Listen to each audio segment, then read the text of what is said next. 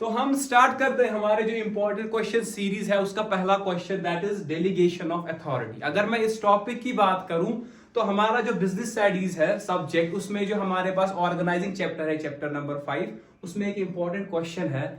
आप अगर पिछले साल के पेपर्स भी उठाएंगे ना तो आप देखेंगे वहां पर हमारे पास क्वेश्चन आता है what is delegation of authority and what are its elements. ये लॉन्ग टाइप क्वेश्चन आता है हमेशा, ऑलमोस्ट हर साल आता है।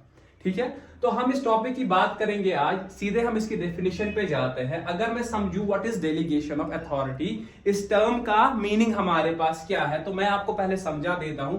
आप मान लीजिए हमारे पास एक बंदा है जो एक बिजनेस में मैनेजर है, और ये क्या कर रहा है, काम जो इसको काम असाइन करा गया है, ये वो सारा काम खुद से तो नहीं कर सकता। तो ये क्या करता है, जो बंदे इसके नीचे काम कर रहे हैं ना, उनको ये अपने वर्क का एक एक पार्ट असाइन कर देता है, और उसी को हम बोलते हैं डेलीगेशन ऑफ अथॉरिटी। फिर से समझते हैं, ये बंदा एक बिजनेस में मैनेजर है, ये जो इसके नीचे लोग काम कर, इसके जो सबऑर्डिनेट्स हैं, उनको अपने वर्क का कुछ पार्ट असाइन कर देता है करने के लिए, उसी को बोला जाता है डेलीगेशन ऑफ अथॉरिटी। अगर हम इसकी डेफिनेशन देखेंगे तो यहाँ जो स्टूडेंट्स पढ़ रहे हैं, आपके पास तो नोट्स अवेलेबल है, लेकिन जो लोग हमें ऑनलाइन देख रहे हैं, आपके स्क्रीन पर डेलीगेशन ऑफ अथॉरिटी जो है, इसका जो डेफिनेशन है वो फ्लैश हो जाएगा। आप इसका स्क्रीनशॉट आराम से ले सकते हैं।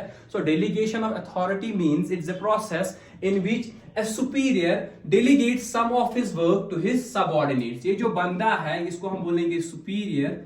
ये क्या करता है, जो इसको काम दिया गया उसका कुछ पार्ट ए को असाइन कर देता है, कुछ पार्ट बी को असाइन कर देता है, और कुछ पार्ट सी को असाइन कर देता है। इसी को हम बोलते हैं डेलीगेशन ऑफ अथॉरिटी। फिर से एक बार इसकी डेफिनेशन पढ़ते हैं। Delegation of authority means when a superior delegates some of his work to his subordinates, उसी को कहा जाता है delegation of authority. I hope आपको ये क्लियर हुआ होगा। इसके बाद अगर मैं देखूं डेलीगेशन ऑफ अथॉरिटी के हिसाब से, हम यहां पर दो क्लासिफिकेशंस करते हैं। हमने तो इस बंदे को बोल दिया ये मैनेजर है या सुपीरियर है, और इनको बोल दिया कि ये तीन लोग जो है हमारे एग्जाम्पल में ये सबऑर्डिनेट्स है। लेकिन जो हमारे पास है डेलीगेशन ऑफ अथॉरिटी, अगर हम इसकी टर्मिनोलॉजी के हिसाब से इनको सेग्रीगेट करेंगे ना, तो ये जो बंदा है जिसने अपने सबऑर्डिनेट्स को काम दिया यानी सुपीरियर, इसको बोलते हैं हम डेलीगेटर।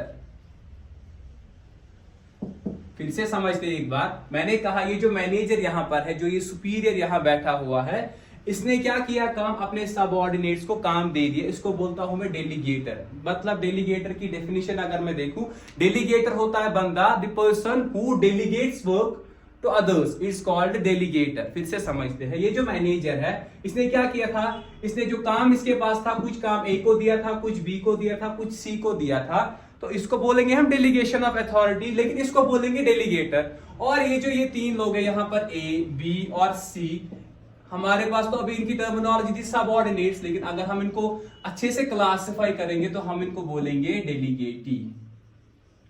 आराम से समझिए आप चीजों को। जो बंदा काम असाइन कर रहा है, यानी जो मैनेजर था या सुपीरियर था, इसको बोला जाता है डेलीगेटर, और जिस बंदे को काम दिया जाता है उसको बोला जाता है डेलीगेटी।